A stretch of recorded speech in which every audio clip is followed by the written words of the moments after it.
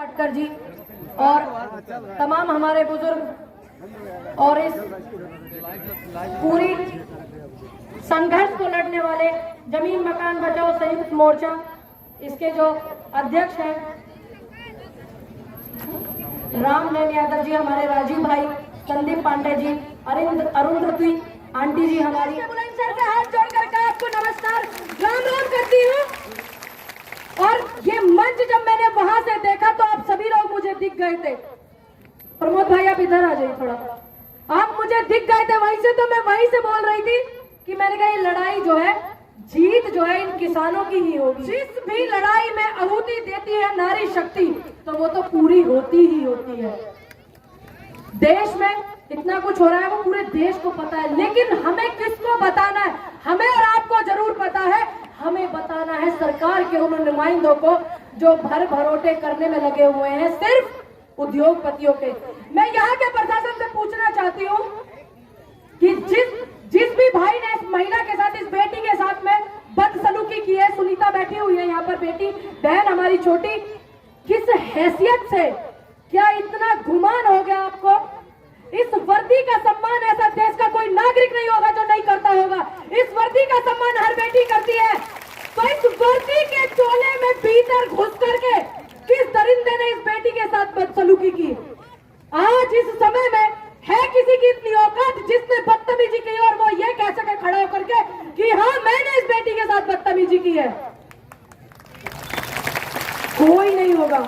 मैं चैलेंज के साथ कहती हूँ कि कोई नहीं बोलेगा कि हाँ हमने की है, क्योंकि कुछ लोग जो होते हैं, मैं मानती हूँ आपकी समस्या और आपकी परेशानी, जितने भी मेरे प्रशासन के भाई खड़े हैं, और आपको परेशानी बहुत ज्यादा होती होगी क्योंकि हम लोग तो आजाद हैं, 1947 में हो गए थे।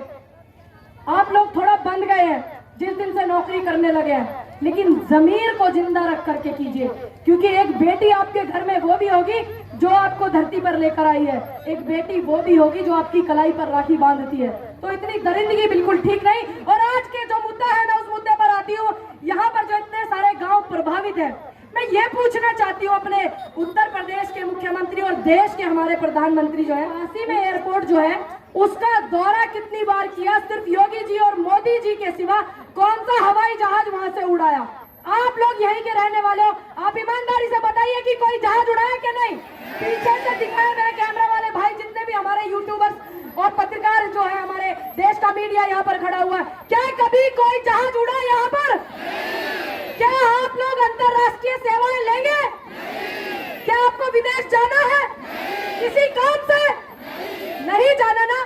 तो मैं देश के उन नुमाइंदों से और उन लोगों से पूछना चाहती हूँ कि आप जिन लोगों को गुमराह बार बार कर देते हैं और आपको वोट दे करके बिठा देते हैं कि जब इनको जाना ही नहीं।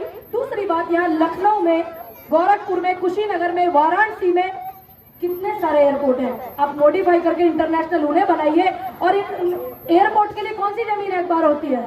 कौन सी होती है? जो खंजर होती है वही होती है ना? उपजाऊ तो नहीं होती ना? उपजाऊ जमीन अपनी नहीं दोगे ना? नहीं। जब देश में किसान एक हुआ है, जब पूरे देश में, आप रिकॉर्ड उठा करके देखना, और उसमें आहुति डाली गई है महिला शक्ति ने अपने सपोर्ट की, तो आप देखना बड़ी बड़ी सरकारें ऐसे हाल किया आपने देखा नहीं? 750 किसानों की शहादत हो गई थी, 13 महीने आंदोलन चला था। सरकार झुकी ना? कौन झुका? तानाशाह झुका। तो ऐसे ही ये तो उत्तर प्रदेश की बात है, जब देश के इतने बड़े बड़े बैठ कर के सिस्टम में और इतने ज्यादा निर्लज लोग झुक सकते हैं सिर्फ किस चीज से? आपकी एकता से, आपके भाईचारे से। और अभी एक पत्रकार भाई मेरे बोल रहे थे कि मैडम ये किसान नहीं है। देखिए मैं बुलंदशहर से आई हूँ, मैं इनको भर करके नहीं लेकर आई हूँ गाड़ियों में। मेधा मैम, मेरी माता जी, क्या आप मध्य प्रदेश से इनको लेकर के आई है? नहीं लेकर के आई है। आप लोग यहीं के हैं। और आपकी जो दफ्तियां मैं देख रही, मैं बहुत देर से पढ़ रही हूँ, एक आंटी हमारी सामने बैठी हुई है, उनकी दफ्ती पे जो लिखा हुआ है, सभी लोग गौर करें। आने वाले समय के लिए भी, जो पुराने आंदोलन थे उसमें तो किया ही होगा, लेकिन आने वाले समय के लिए भी गौर करें। ये एक मोटिवेशन भी है। सब लोग कहते हैं हम जान दे देंगे लेकिन जमीन नहीं देंगे, जान दे देंगे लेकिन वो आंटी बैठी हुई है लाल कलर की दफ्ती लेकर के, उन्होंने लिखा हुआ है और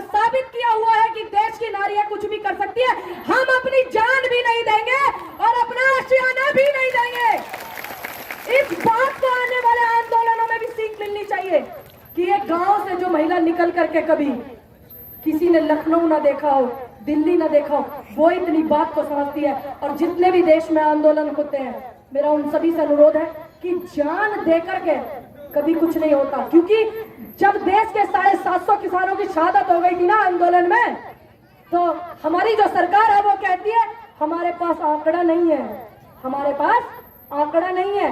उससे भी दुर्भाग्य की बात यह कि जब सर्जिकल स्ट्राइक हुआ था बहुत कोहरा पड़ रहा था और देश के मीडिया ने सर्जिकल स्ट्राइक के 350 लोगों को गिन करके कि 350 लोगों को मारा, दूसरे देश के, विरोधी देश के। इसका मतलब उनको कोहरे में मीडिया को वो लोग दिखकर अपने देश का अन्नदाता बॉर्डर पर पड़ा रहा, 750 लोगों की शहादत हो गई। जब नहीं दिखा तो वो आपका दुख दर्द कभी नहीं समझने के। जो यहां से सांसद है, क्या वो कभी इस एयरपोर्ट से गए एक आध बार कहीं? नहीं गए, नहीं गए ना। तो मैं यहाँ के प्रशासन, और अभी मेरी माता जी बता रही थी, वेदा पाटकर जी, कि कपिल शर्मा जो है, ये मैं बता रही हूँ आपको, माता जी बता रही थी कि डीएम के ये बयान है, डीएम साहब ने ये बयान दिया और वो दिए हैं। कपिल शर्मा का शो आता है 8 बजे, 8 से 9, बहुत अच्छे हास्य कवि है। तो मेरा ऐसे ऐसे लोगों से अनुरोध है कि आप चलाइए शो, करिए टीआरपी, खूब हंसी बटोरिए, खूब ताली के ठाके लगवाइए। जब आपको ये नहीं पता कि आप किस पद पे हैं, आप अपनी ताकत को भूल रहे हैं मंत्रियों के दबाव में, आप अपनी ताकत को भूल रहे हैं मुख्यमंत्री के दबाव में, आप अपनी ताकत को भूल रहे हैं जितने भी ये मंत्री हैं उनके दबाव में। आपको शर्म आनी चाहिए। एक वर्दी से बड़ी कोई ताकत नहीं होती और एक किसान से बड़ी कोई ताकत नहीं होती। कितने शर्म की बात है जो हमारे रक्षक है वो होकर के इस तरीके की बातें करते हैं। जब देश में लड़ाई होगी सरकार की, अब हम किसानों की है तो कौन लड़ रहा है? हम लड़ रहे हैं। हमारी महिला है इधर, बहुत महिला किसान है, मेरे यहां से भी ज्यादा इधर महिला किसान है, खेत में बराबर की हिस्सेदारी करती हैं। देश में किसानों की लड़ाई हुई, किसने सपोर्ट किया? किसानों ने, मजदूरों ने, आदिवासियों ने, हिंदुओं ने, मुस्लिमों ने, सिखों ने, ईसाइयों ने, बौद्धों ने, जैन धर्म के लोगों ने, सभी ने किया ना। तो इस लड़ाई में आने वाले समय में मुझे इतना पता है कि जब आप लोगों की लड़ाई होगी वर्दी की और आपकी लड़ाई होगी ना तनख्वाह की, कि आपकी पेंशन नहीं मिल रही है, तो आपके साथ कोई भी मंत्री, मैं दावे के साथ कह सकती हूँ, किसी भी सरकार का साथ नहीं खड़ा होगा। ये सभी लोग आपके साथ खड़े होंगे। तो आप थोड़ा आंखों में इतना सम्मान बचा करके इनके सम्मान के साथ में बात कीजिए, क्योंकि आप भी ये बात अच्छे से जानते हैं कि कभी किसी मंत्री ने, कोई होगा लाखों में कि जिसने सरकार के खिलाफ बोला है, सरकार में रहते हुए है एक दो, मैं मानती हूं, मैं सम्मान भी करती हूं उनका। देखिए मेरी लड़ाई किसी भी व्यक्ति से नहीं है, मेरी लड़ाई बेरोजगारी से है, मेरी लड़ाई किसानों को सताया जा रहा है उससे है, मेरी लड़ाई शिक्षा से है। क्यों नहीं बनाते आप यहाँ पर मंडी जो 10-20 गांव के लोगों को रोजगार भी मिले? मेरी लड़ाई उस घर को तोड़ने वाले से है जो वो सामने शिक्षा का मंदिर है। मेरी लड़ाई उस सिस्टम से है।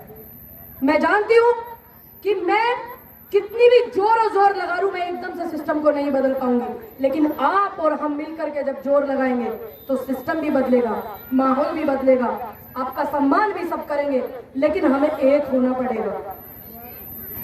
जिस समय देश में कोरोना महामारी चल रही थी, देश में एक भी मंत्री या एक भी एमएलए सत्ताधारी पार्टी के ने सपोर्ट नहीं किया था, ऑक्सीजन नहीं दी थी। हम लोगों ने दी, आप लोगों ने दी, किसानों ने लंगर लगाए, गुरुद्वारे मंदिर के बाहर लगाए लंगर, आपने आज तक खाने के लंगर सुने होंगे, ऑक्सीजन तक के लंगर लगाए। तो ये देश के किसान का जो पैसा है और उसकी जो जमीन है, किसान का और जमीन का जो रिश्ता है वो माँ बेटे का रिश्ता है। क्योंकि माँ जैसे सांस है ऐसे ही जमीन धड़कन है। सांस और धड़कन दोनों में से अगर कोई एक चीज चली जाती है ना तो जीना बड़ा मुश्किल होता है। मेरे प्रशासन के भाइयों से मेरा अनुरोध है कि धरना देश में जब भी किसान चलाता है ना तो शांतिपूर्वक चलाता है। आप लोगों का काम है सरकार का काम करना, लेकिन सभ्यता से। मैं इस वर्दी का सम्मान बड़ा करती हूँ क्योंकि मेरे घर में भी है। आप मेरी बात को उम्मीद है समझ रहे होंगे, मैं भी आपकी बात को समझ रही हूँ कि एक बेटी की फीस भी भरनी है, एक बेटी की शादी भी करनी है, एक बेटे के स्कूल की फीस भरनी है, ट्यूशन की फीस भरनी है और घरवाली के घर के खर्चे, आटा दाल चावल भी लेकर के आना है। मैं समझती हूँ, ऐसा नहीं है कि नहीं समझती हूँ, लेकिन जो इस वर्दी के पीछे ऐसे लोग हैं जो सुनीता जैसी बहन के साथ बदसलूकी करें, तो आप अपने जमीर को मत मारिए, आपको उनकी खिलाफत करनी चाहिए, क्योंकि आप भी एक बेटी के पिता हैं और एक बेटी के पति और एक बेटी के बच्चे हैं।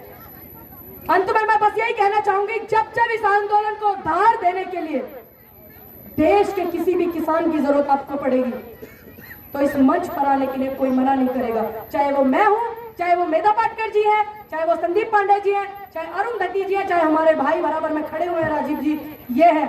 और आज का जो दिन है, मैं सभी को शुभकामनाएं और बधाई दूंगी। आज का जो दिन है गंगा स्नान और प्रकाश पर्व है।